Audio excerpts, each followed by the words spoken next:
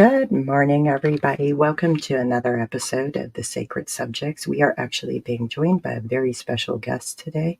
How fitting that it's around the anniversary of Club Q. But we have Tyler with us, we have Stephanie, we have Lori, and Jess, as always. First, we have to do our wonderful disclaimer. I'd like to remind everybody that if this live stream causes you distress, you may always cease listening. You may always seek support from your trusted folks and qualified mental health professionals because this live stream may discuss trauma of all sorts and types. And furthermore, sometimes you might require mental health support from qualified mental health professionals. Also, our guests on our live streams reflect a diverse set of values, morals, and ethics that may not reflect the morals, values, and ethics of the Misfit Amish. Thank you all for being here, and let's welcome Tyler and Jess and Stephanie and Lori. Good morning, everybody. Morning. Morning. How y'all doing? I'm great to be here. Good. Mm-hmm. Do y'all want to go give yourself a little bit of an introduction, starting with Tyler? Yeah, I'm Tyler. I grew up in the Brethren in Christ Church, fairly assimilated denomination in general, and not in a terribly plain context. But also, I went to Mennonite schools, and I was obviously queer from a very early age, and experienced a lot of difficulty that we're going to talk about soon there. Also, for those of you who are on the stream, you see my appearance, my visage. And I am also, sometimes I'm Tyler. At the moment, I am also Sister Byler, although you can pronounce it however you learned it in Sunday school, Ball. Yeah, I am a member of the Golden Nugget Sisters of Perpetual Indulgence. We are an order of queer nuns, and I am a fully professed sister in our order. We exist to spread universal joy and expiate stigmatic guilt, which I bet a lot of us on the call still have. So, blessings to everyone. Blessings, Tyler. I mean, I have no idea why you think some of us might have stigmatic guilt. I don't know why you're going all the way there. Well, I mean, it's because first time, long time. Jess? Hi, I'm Jess. I've been here before a couple times. I was raised conservative, plain Mennonite, and now I'm a special ed teacher. And Lori? Hi, I've been here a few times as well. I grew up somewhat plain Mennonite, and I'm a therapist now. And Stephanie? My name's Stephanie.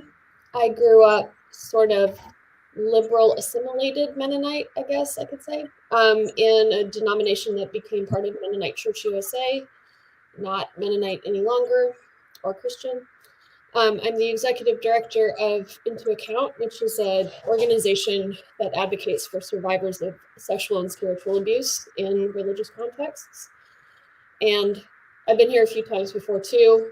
Happy to be here again.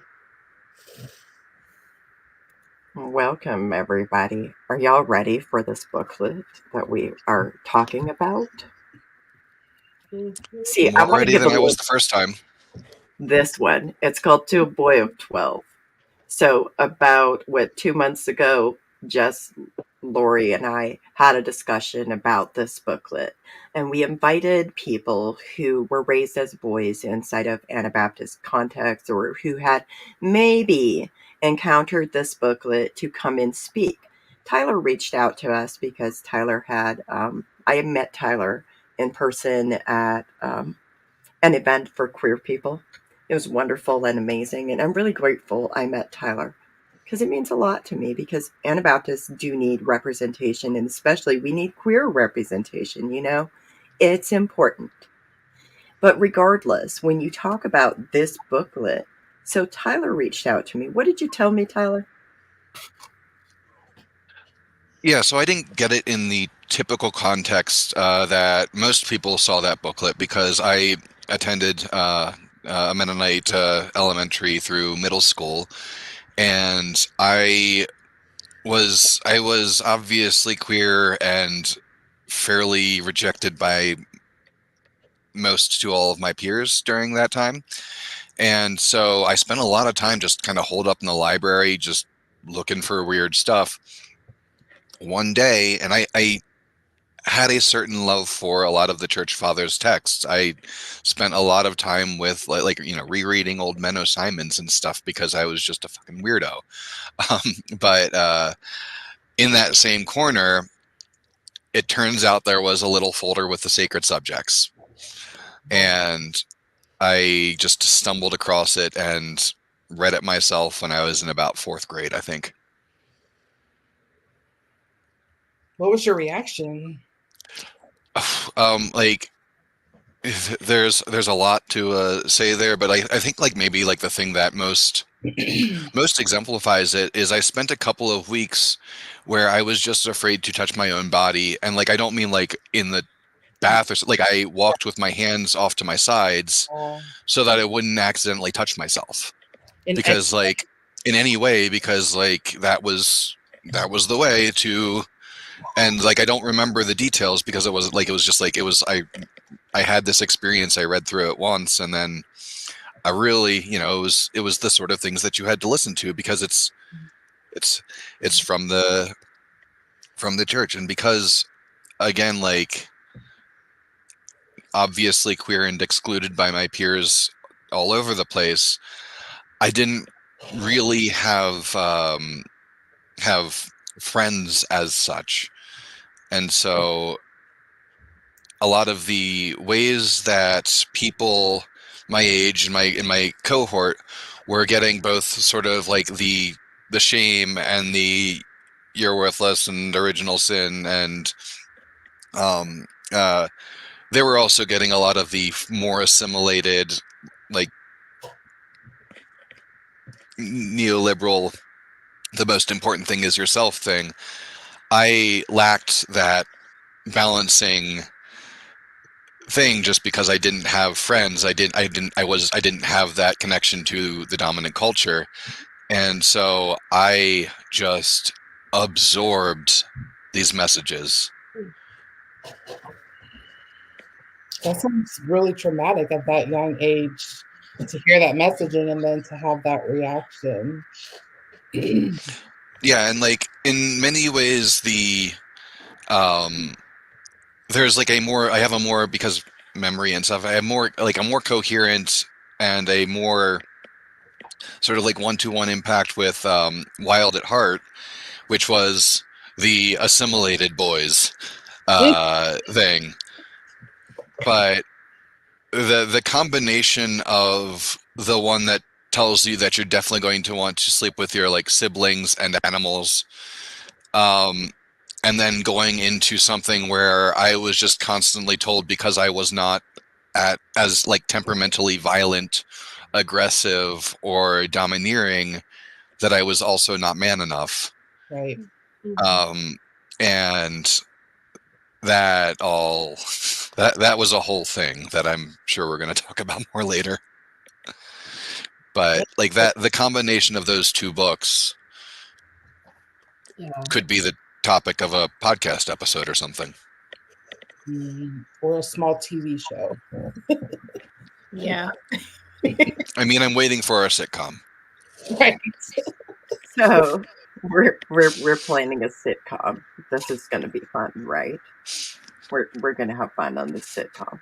But also, you mentioned going to a Mennonite school. So as always, we have questions. So one, what type of Mennonite school was this? You said it was an elementary school.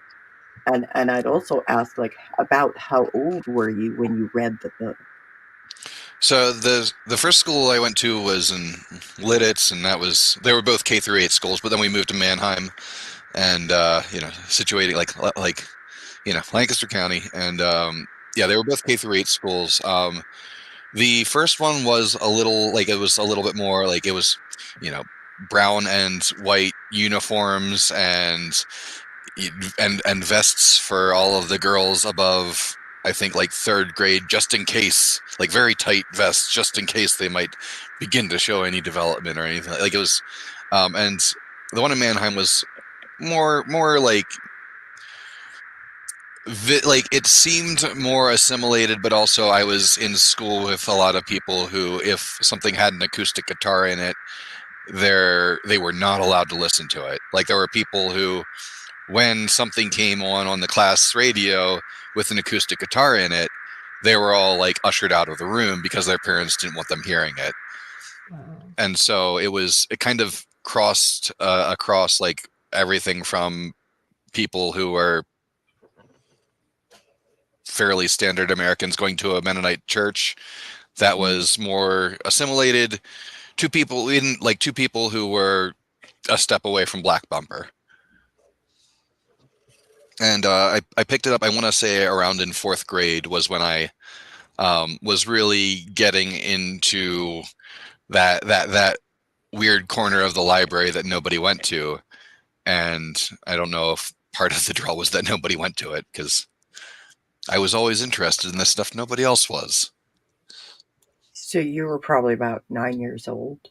Yeah, I was a little young for it. I think I might still be a little young for it.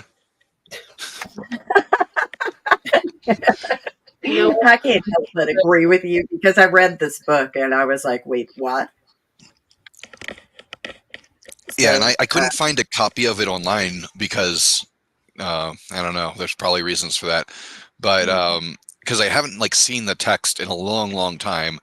I just remember there was a lot about animals, and well, maybe even not a lot, but I feel like it talked about sleeping with animals.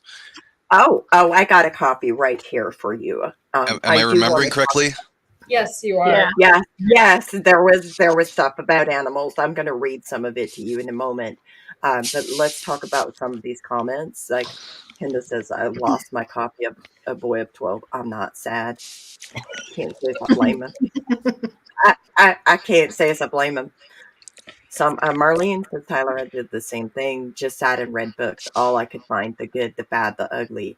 I think sometimes, like, I read books too. I don't know about y'all, but I read so many books. I read every book in the school library. Granted, it was small, but I read every single book.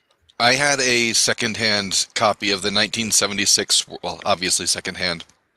I am born in 86, so like that's situating me in time. I also got the kind of evangelical Christian youth culture of the aughts. That's a whole other thing. But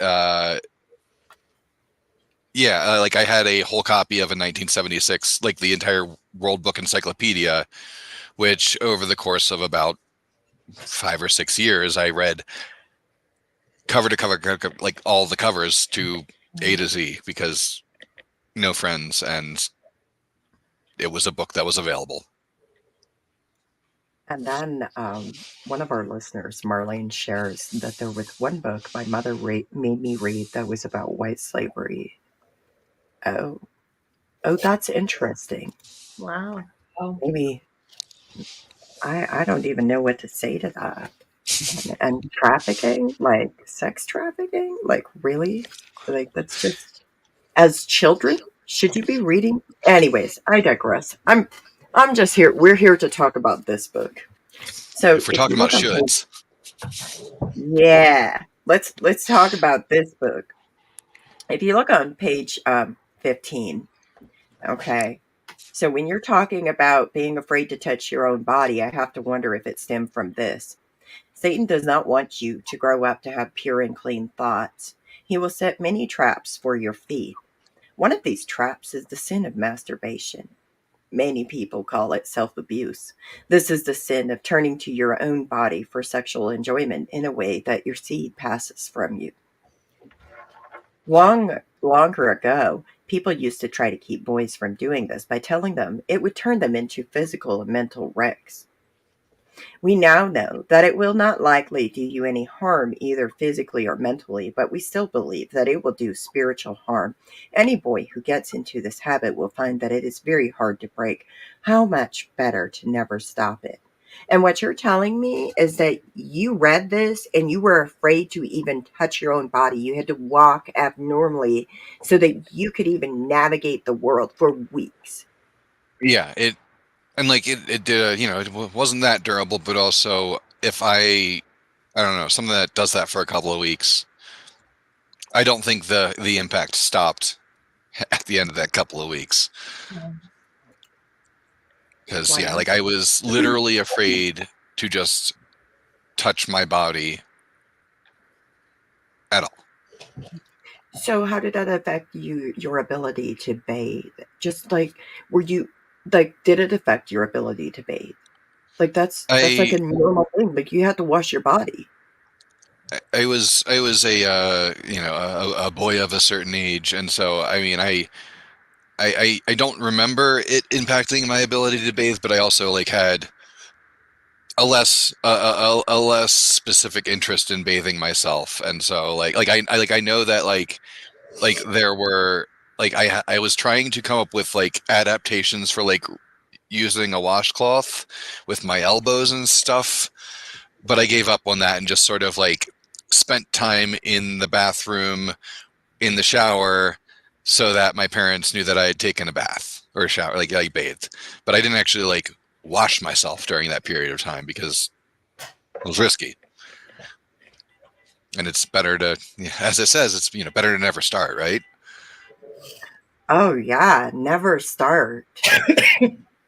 Never. Never, not Just once. just never. Just don't even go there. Don't even look. If you're in the shower, like don't touch your body. Just use the water like to wash you off, which like we had baths. We weren't allowed to take showers. So we didn't have showers. So I don't even know how you're supposed to wash yourself in a bath, but in the shower, you can just make sure the water touches every crevice of your body, right? And now you're all clean. Were we It wasn't supposed to take a bucket into the bath and use it to dump water over ourselves? Is that how we're supposed to clean? I'm Yeah, and sure it that's wasn't that I like thought that this was like this. They were actually telling me that I could not touch my body. It was just that because I had so many already issues around my own self-worth and my ability to perform my sacred duties as a human already.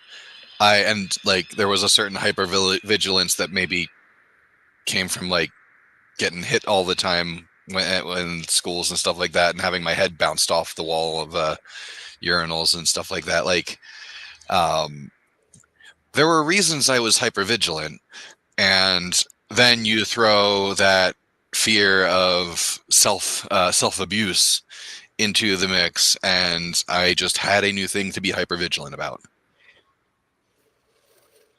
I also noticed that you said that you were treated a certain way for being queer, right? And like told that's wrong and all of that.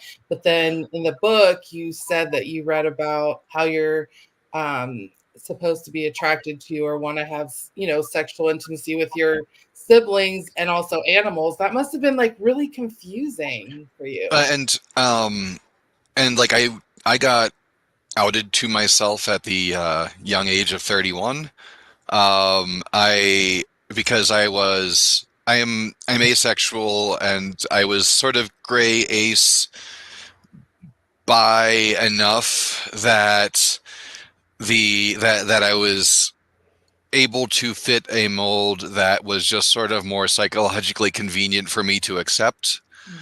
And it took I have brain cancer. Tenses become weird with the disease that I have. The last tumor is not currently killing me, but next one might. But it took removing a chunk of my brain and the fatigue and the inability to just spend the energy on masking as like a queer person, as a person who grew up with like all of this trauma, as an autistic person, for me to realize I like what my actual needs, wants, desires were, because I had just learned so well to create a certain artifice of that was close enough in between what I was supposed to have and what I might get to. And I'm very fortunate in my own ways, but also it's a very complicated way to become fortunate, for sure. Sure. Yeah. I feel that resonates with me so much as a queer autistic person as well, because you learn how to protect yourself, and the mask kind of protects yourself as well. Yeah. You And the mask is keeping you alive. couldn't. That mask is important. It's saving your life. It's very precious. It's very hard to get rid of it. Absolutely. Well, then it's not even just keeping you alive. It's keeping you alive, but it's also keeping you safe. I literally feel it. Like I'm a queer autistic person. Like we're kind of neurodivergent heavy right here. But like it's so important, like that mask when you're inside of these communities where it can be really difficult to like figure out like who you are because you don't have language, you don't have the space, you don't have the ability to figure out who you are. So with that being said, we can also continue on in this booklet. Would you like to hear more, Tyler? Oh, I cannot wait. Can't wait.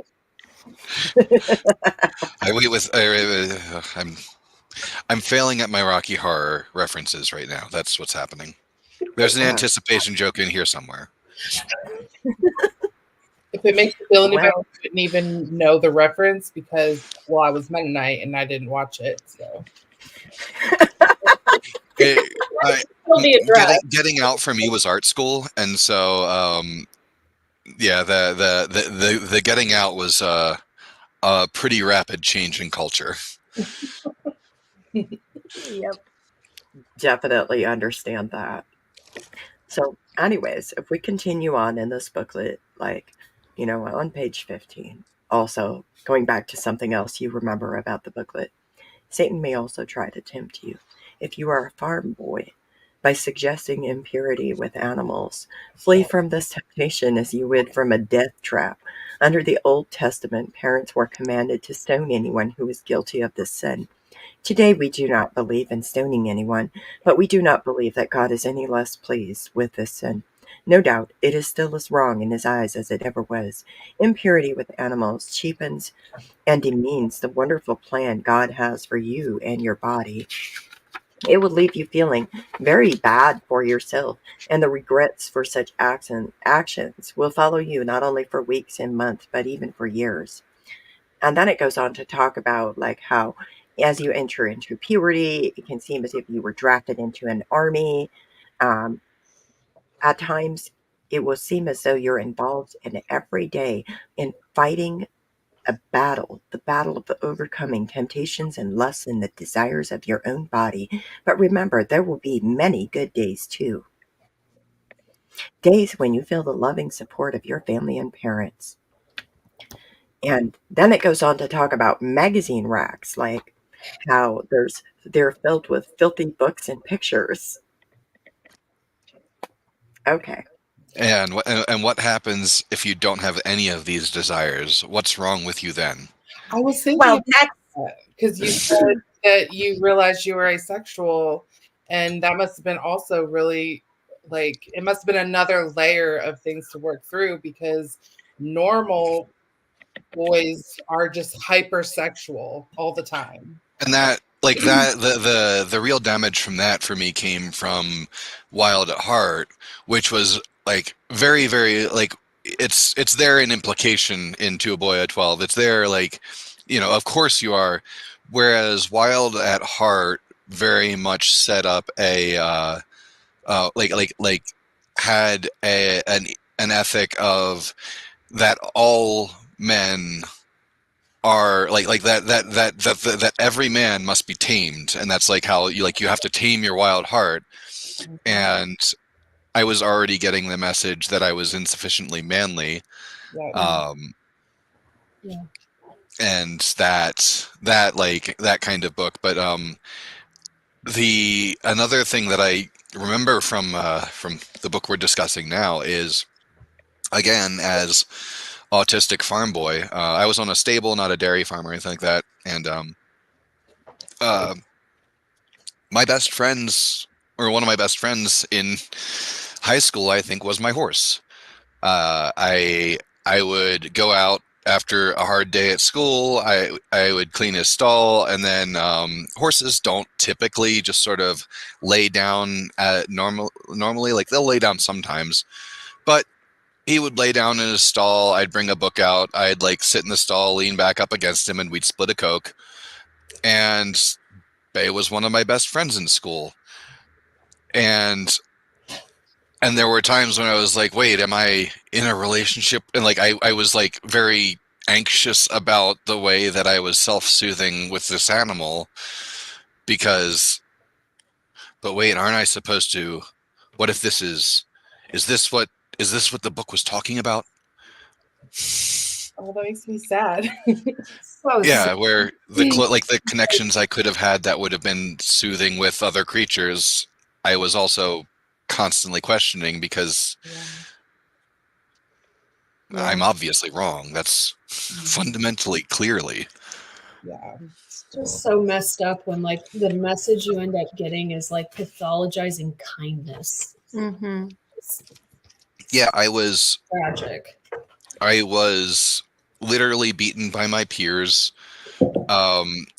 Not This is not an implication. This is I was told that if I was a real man at the age of like 9, 10, that I'd stand up for myself, and so like I was just a. If I should I not use the slur on the stream? Okay, like content warning. Maybe skip ahead 5-10 seconds here. But like, if I wasn't such a fag boy, then they wouldn't be beating me. Was my first introduction to those first 3 letters.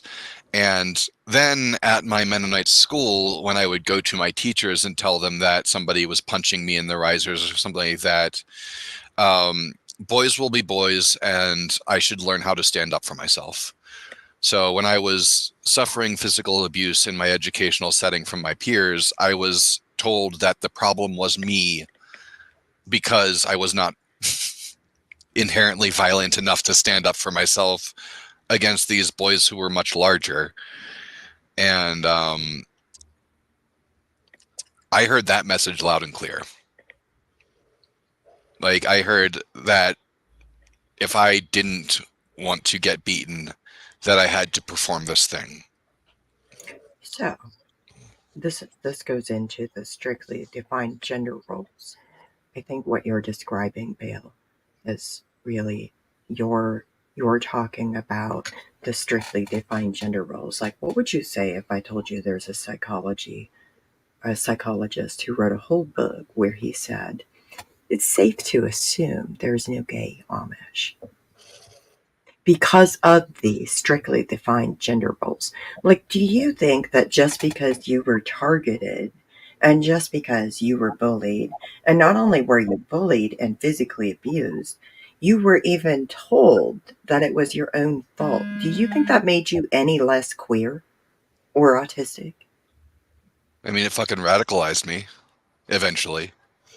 And like, if I had not been forced apart, I would have still been there, I think. And like, there are a lot of ways, like, just sort of my neuropsychology, the way that I am.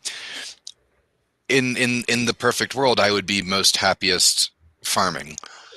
I would be like, just like, that's a sort of like a nice soft tending job that's not so much in but also, like, I would have never left that space if I had been allowed to stay.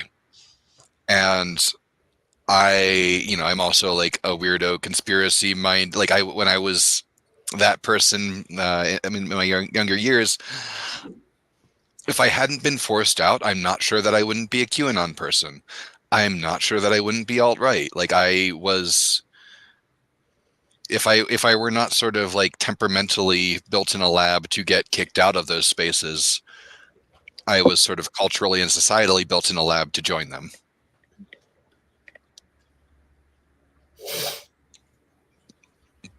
But really, like, all of those beatings just removed me from the community. Mhm. And but if I had been allowed to be a little bit weirder gender expressive wise, like if I just been allowed to express my gender or in a slightly different way, I don't know that I would have been forced to leave, and I don't know that I would have left without having been forced. Basically, which is not like a good thing necessarily. Mhm. Right. No, it's not a good thing because, like, when people are forced to leave their communities of origin or their communities that they grew up around, like, it really can cause a big disconnect because oftentimes we're also taught, and I don't know about brethren in Christ, right? But oftentimes we're also taught that our church, like to be born into our church, is kind of a privilege or a gift, or our church is the one true way. And so when we are brought up, we're indoctrinated to believe that as children, and then we're pretty much like thrown to the wolves. That's kind of what it sounds like to me. Then when we are thrown to the wolves, like we end up escaping eventually, some of us, and then like we end up having this whole like assimilation experience where we don't fit in. We can't have the conversations that other people have that make them feel connected. For us, it's a different conversation. But I'd like to also point out that this is why it's important to be visibly queer Anabaptist in some ways, is because of the whole way that we met. Yeah, and kind of on a word that you use, and I think assimilation is, it's a thing I think a lot about. Those of you who are seeing the stream can see my clown nun face paint, black metal, whatever silliness I have going on here. Um, the I'm a member of the Sisters of Perpetual Indulgence. We're an order of queer nuns that started around the time when the kind of the main bulk of the gay liberation movement was around assimilation, was around like, if we look enough like the straights, if we have a white picket fence, if we say we want to get married, then we can get some, and like out. But like in reaction to that, you had a number of groups, like maybe most like maybe the most famous being the gender fuck movement in drag. Um, but also you've got the Radical Fairies, you've got the Sisters of Perpetual Indulgence, which come out of the gender fuck movement. And you have these forces working against assimilation and queerness. And my past, I have a somewhat particular, I wouldn't say like so far as to say unique, but abnormal, certainly, relationship with non-assimilationist plain people, because I went to this fairly assimilated Mennonite middle school. By the time I was in the middle school area, and then when I went to high school and kind of continued on with this same social group, there were a bunch of weirdos, small bunch, handful of weirdos. And the thing that set most of them apart, most of us, I was never quite in this thing, but there were many of them who affected and who took on a plainer dress than even their parents did. And this was, I think, looking back, this was a reaction to consumer capitalism. It was a reaction to it was a reaction to kind of the dominant evangelical, really gross, like very materialistic and disassociated and anti-communal culture that they were seeing. And there were just like a group of, between 5 and 8 of us who would just meet up at my buddy's in his barn out back in the thing, and we would just hang out. This night we were like, hanging out in the barn, smoking or drinking. It was just, we got together and just sort of hung out a bunch of weirdos that didn't fit in anywhere else. And like the thing that kind of bound us all together is we did not fit. Like none of us fit, and we all knew that our thing was to be different. Whatever we were was definitely different from that which was around us. And we're, you know, in a variety of different places. I know one of us is trans, another one of us is gay and in a gay relationship as a Mennonite person. There are one of us is fairly plain, but keeps a Facebook account to keep up with some people. And so like it's all like that relationship to whatever is dominant, I think something that is maybe comes for me out of that Anabaptist history, because I've talked to you some about this, Mary, and I think you agreed with me at the time. Like that there are some things about Anabaptism that I care about, that although I am not in a church as such anymore, I wish to bring forth with me, and I want to perhaps, as much as I can, rescue from the culture that I came from, because it's being subsumed by this very dominant evangelical culture that's, you know, leading to the largest conference of Mennonite churches leaving Mennonite Churches USA and such. And I don't know, like I keep finding myself to find more and more and more against assimilation, and Anabaptists have a certain weird place in that. Well, I would even say that Anabaptists can vary greatly with the assimilation, purely because like some of us, like I wouldn't see myself as like being a rescuer. I think people rescue themselves. I think this is a very exact conversation we had. I think people rescue themselves, but you can provide resources and tools for them to rescue themselves. But part of what I hear you talking about is like being able to create a community. I do think Anabaptists are great at building community when we want to an extent. And for queer people, for the people who are different Anabaptists, it can be really exclusatory because they don't necessarily include us. But if we I, have the capacity as Anabaptists to build community, I mean, look at the different denominations represented just in this book club right now. We have that capacity.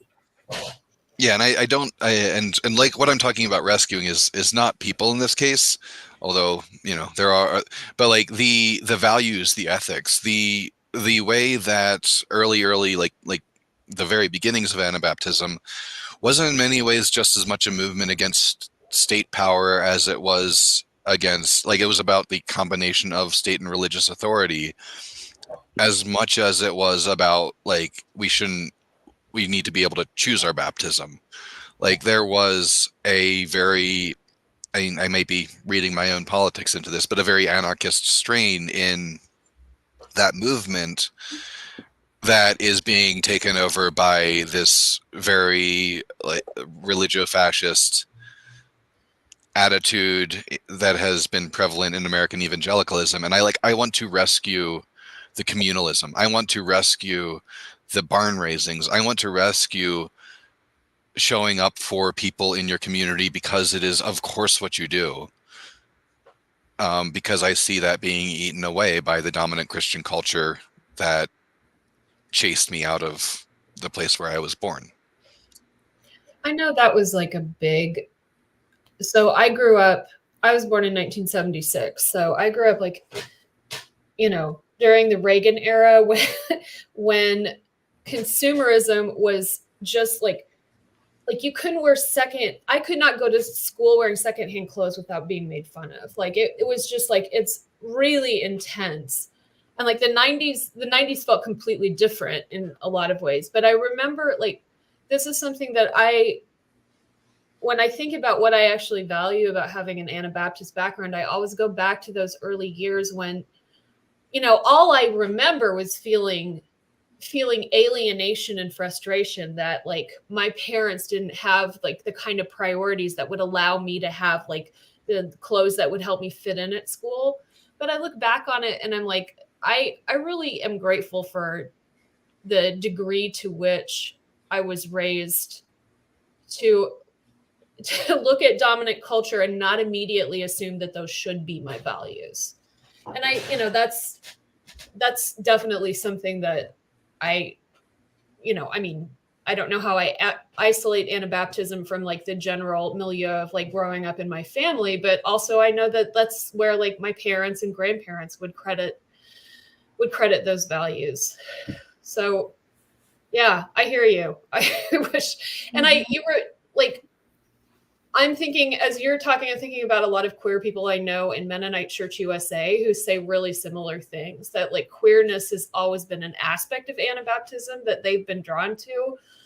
But then like, you know, I mean, Mennonite Church USA is a really strong example of a Mennonite denomination that has been pretty much, I mean, I'm not going to use the phrase torn apart because the people who are there are the people who want to be there, I think. But you know, it was supposed to be like a big umbrella denomination. And like the evangelical conservatives just could not bear to share a denomination with queer people. They just could not bear it. And so in the end, they did what, you know, we could have predicted they would have done all along, which is fracture and form their own, you know, abusive bullshit in another corner. So, and I'm not saying that the liberal Mennonites don't have their abusive bullshit, because like God knows they do, but yeah. Stephanie, There's still power. Didn't that just happen like a year ago, where there was a big fracture within MCUSA denominations? It's been happening. I mean, it depends on how you measure it. I mean, it's been happening for a long time. I mean, a few years ago, what was then the Lancaster Mennonite Conference, which was the biggest conference in Mennonite Church USA, left MCUSA. And now there are several more conferences that are also very conservative have left or are on the verge of leaving. So the big, like, I really see gender politics as one of the places where like it just really became clear, like this is not a group of people that can identify as a denomination. They have like, you know, on one side they're like we can't be made impure. And on the other side we're like we can't be in the same worship space with people who think we shouldn't exist. So yeah. I mean, so which one of those is violating human rights? I mean, I don't think this is subtle.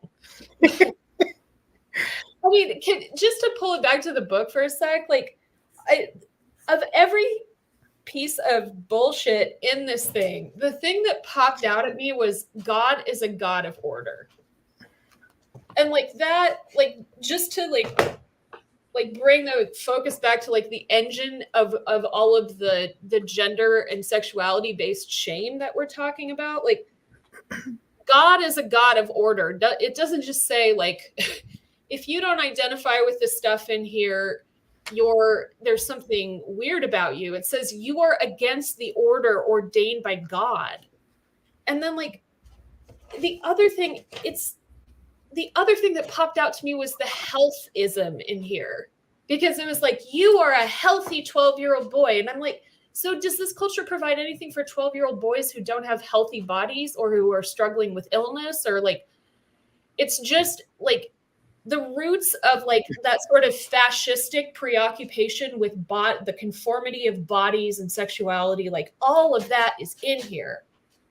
So I can see how it has become so conversant with popular evangelicalism, because a lot of the underlying principles around gender and sexuality are the same. And order, God as a God of order.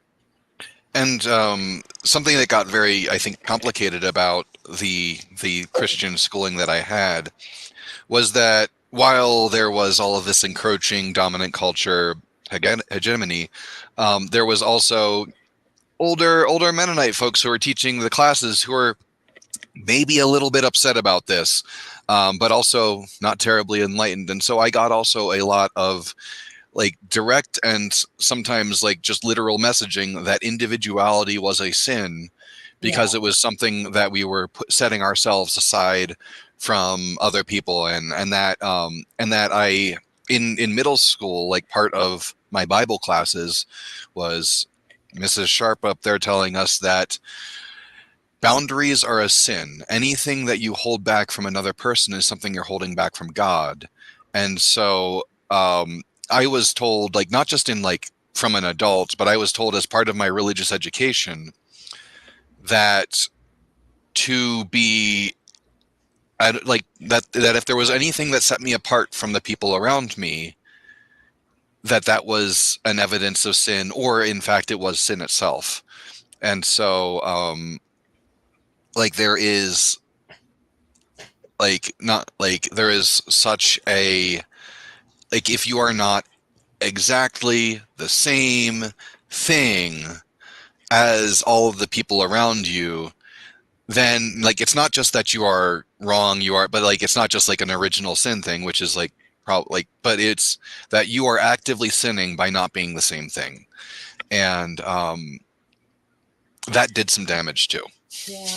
You were a child. I can't imagine how that didn't do some damage. And children typically, like their brains aren't even fully developed. Like how, I'm sorry, no, but also like that then like makes me wonder about this whole concept of like, so there you are, you're this queer neurodivergent child, unaware, not receiving support, not receiving resources, not having access to tools, being bullied, being physically harmed. And there's no space for you to be any different from anybody else. In fact, you're being told that being different is a sin. This is a you sin. You are now a child who is choosing to sin because you're different.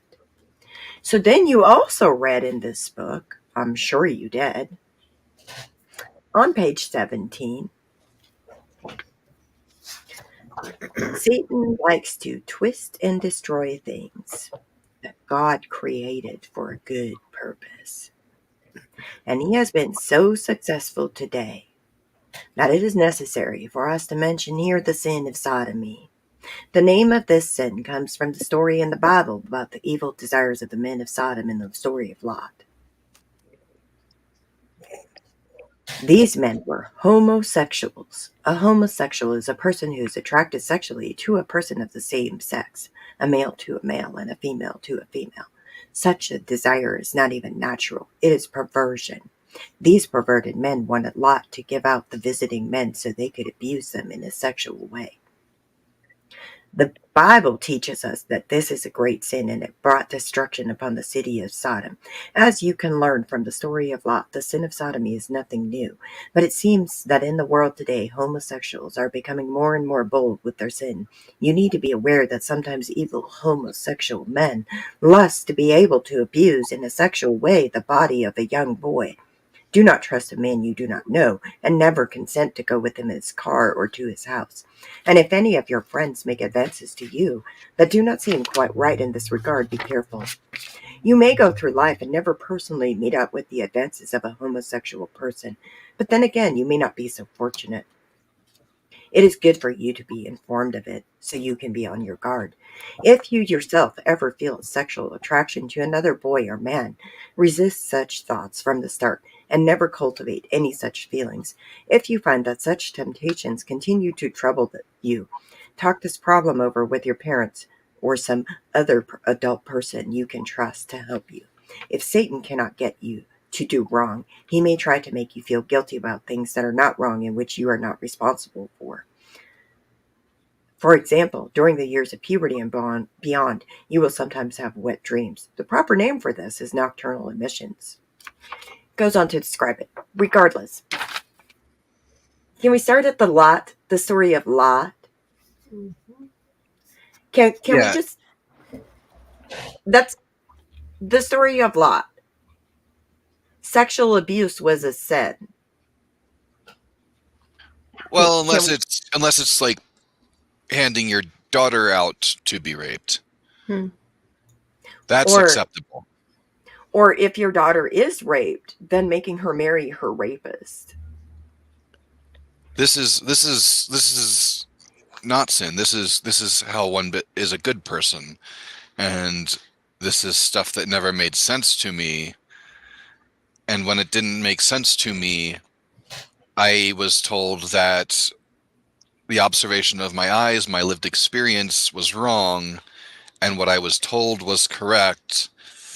And my dudes, that sounds a lot like gaslighting. You're kidding. No way. No good Mennonite would ever gaslight anybody. Right? I don't know. I wasn't Mennonite, so but y'all were. Some of y'all. I mean, River Brethren, we're only a couple hundred years split off. Yeah, you're part of the dysfunction. I'm just sorry we ruined it for everyone by splitting off, by schisming. Look, like we split it off from the Mennonites because they just couldn't get it right, y'all. So like, I'm just saying, It's schisms all the way down. all the way. We're just apostates. It is what it is, right? I mean, clearly But we yeah, are the problem. And like I have a really wonderful relationship with my parents, and they, I think, in many ways are like the things that happened with them typify a lot of the problems. Oops, accidentally hit mute. That happen in our culture, which is that they love me and my brothers. They have always loved me and my brothers, and when it became but because like I all of this stuff, like the once I came home with like a visible bruise and they found out that I was getting hit at school, they went in and tried to fix it. And then when it didn't work, I knew I had to hide I knew that if I showed any weakness, that I was taking things for myself, and that I was taking space for myself, and that I was also showing weakness, and that was wrong. And so even like there are people who, like adults in my life, who could have been allies, who could have saved me, who could have kept me safe, who would have kept me safe if they had any idea. They were both given really terrible advice by the people in their lives who they respected and went to for advice, like sending their kid to a Mennonite school. But also, I was prevented by my culture and by the other adults in my life from accessing the safety of my own parents. And that's, I forget what we were talking about that made me think of that, but that is a thing I just said. I resonate with that a lot. I think that sometimes parents are really desperate for answers. They want to know the right things to do. And when they go to different church leadership, unfortunately, church leadership inside of many, like the spaces that I grew up in, church leadership did not have answers that led to safety for me. That just wasn't a thing, and it sounds like that's something you experienced. I'm sure some of the listeners have experienced this too. But it's one of those things where it's really egregious when people in the name of religion do that, where they take away the ability of parents to provide safety for their children. That is, and I just would say, isn't that a sin? Couldn't that be like a sin? Like, isn't that an egregious sin? Like, isn't there the verse about like whosoever like causes one of these little children harm, it would be better for him to have a millstone hung from his neck and he be thrown into the deepest parts of the sea? Like, understand that, grasp that completely. Also, doesn't that book also tell you, fathers, provoke ye not your children to wrath? Yeah, there's it's like they read a version that was more inflected by the Republican Party in the 50s than it was by like that's like in like in many ways some of the plainer spaces that I managed to find myself in were also the most liberal. And which is weird and strange and isn't necessarily other people's experiences, but it was mine. Well, I mean, like we never proselytized, we never evangelized, we never did that. And yes, like for me, it's okay to be different now, but it took a long time to have acceptance with that. And I think like I just want to go back to something else that you've been talking about throughout this entire stream. And I kind of want to ask you this.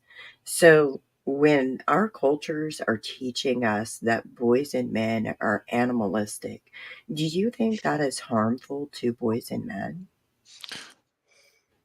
We don't have enough time to talk about all the ways that that is harmful to boys and men. Because like I'm not quoting somebody here. I'm misquoting or well, roughly quoting somebody here.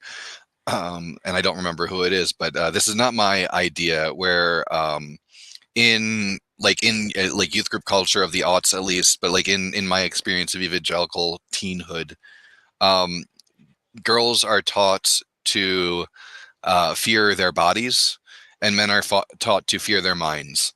And of course, those are the only two things that you get because evangelical culture. But like the way that like girls are taught that their bodies are constantly going to cause other people to sin, and so like they have to be just constantly vigilant.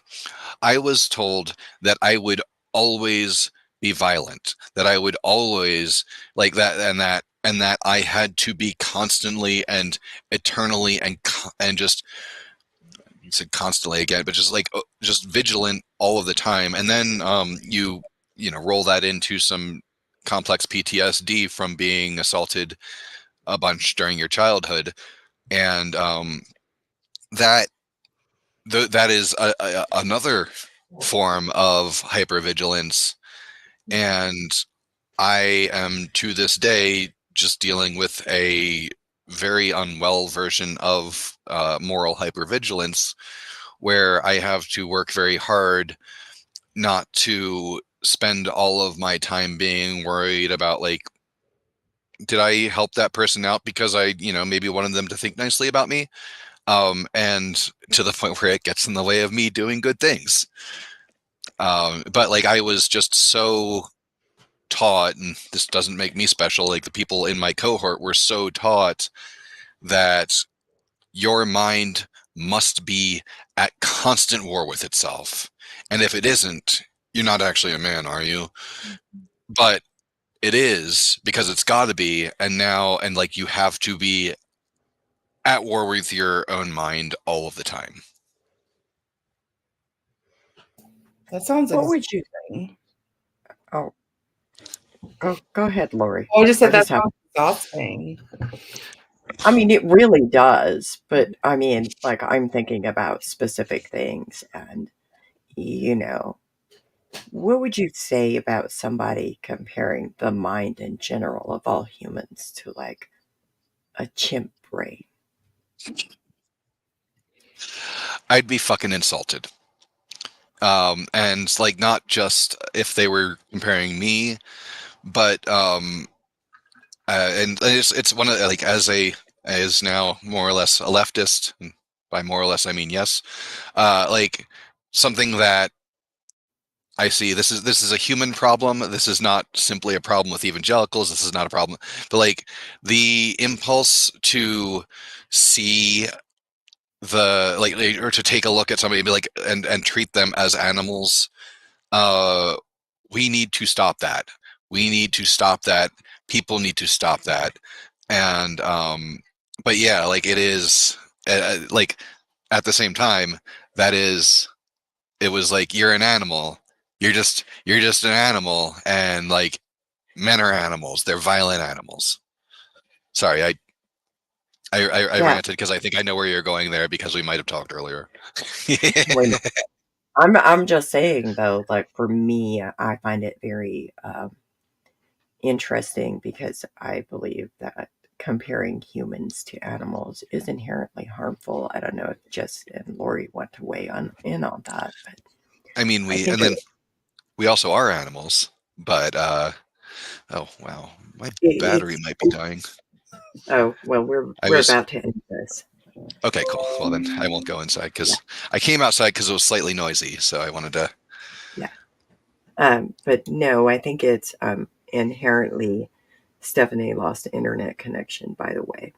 But inherently, if we are talking about humans and we're treating humans like we're saying, well, these are just your animalistic natures, like there gives no space for anybody to really be themselves because humans are complex. We're not just reduced to our animalistic natures. Like if we experience certain things, we might go into like fight, flight, freeze, fawn, shame, etc. We might go into survival mode, but that like to say that that's animalistic is dehumanizing at its best, in my opinion. It And also takes away human choice. And like, Yeah, if you're just, because animals just go on instinct, it's not much of a choice. And so then, but that also is how they then justify, sexual assault and things like that sometimes, because, well, that's in their nature. It's like they are, all men want sex all the time. And so, like, that it's not their fault that they want it all the time. It's in there, it's an instinct. yeah, And I think and also that you have no choice but to be like that, which means that even when you have things that are not actually that in nature, when you have impulses that could maybe slightly, if you looked at them in the right way, shade that way. Like, this is slightly different, but say if you spend a lot of time with animals because you're autistic and you read a thing that you may start interpreting some things towards what you have been told they are and not towards what they actually are. And like this, but and this never happened with me and animals, but like I know of people who became more and more aggressively violent and who are very soft, kind people at heart, but who just like, I have a family member like this who became what they were told to be, or not what they were told to, became what they were told not to be, because they were told that it must be what they are. And there was a certain self-fulfilling prophecy in telling boys that they're animals. Yeah. well, did anybody else have anything to say about that? Jess, Stephanie?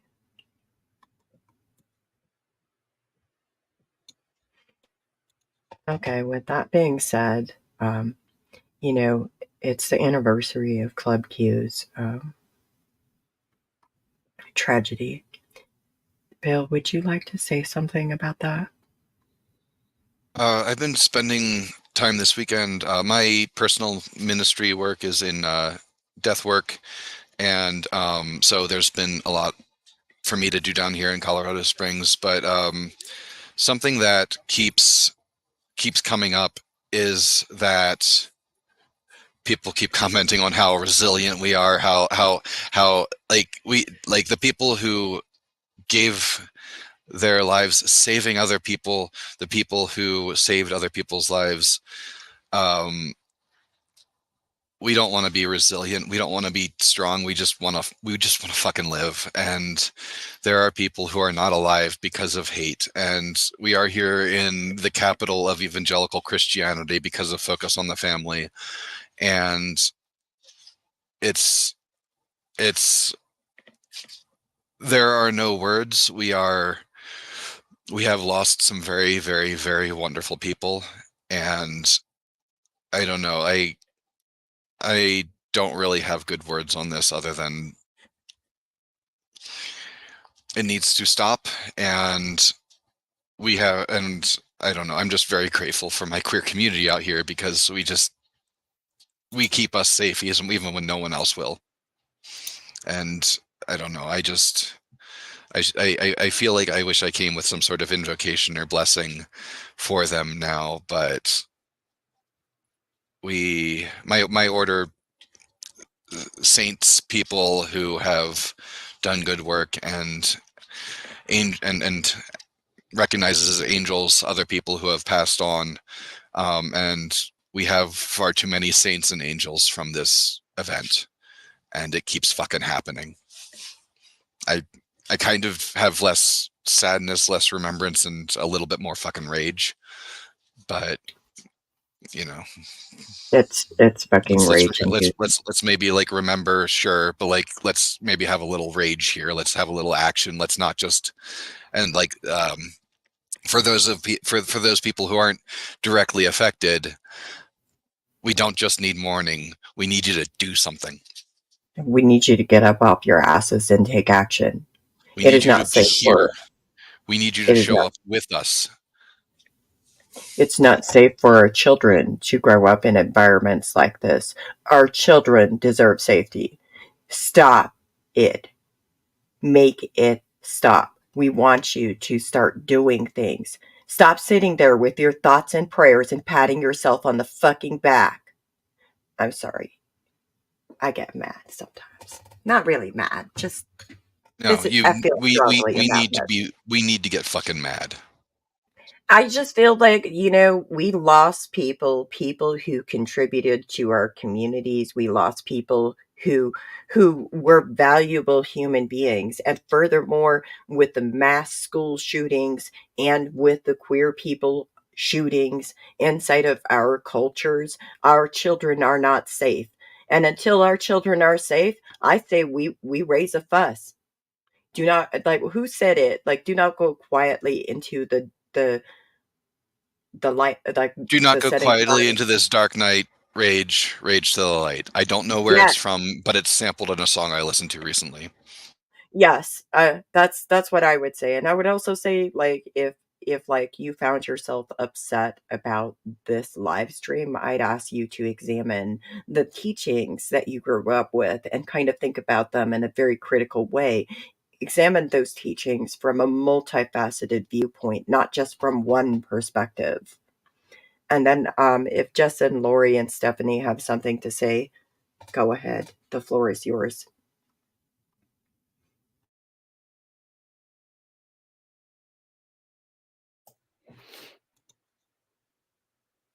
Don't everybody talk at once? Everybody? Y'all are really being quiet.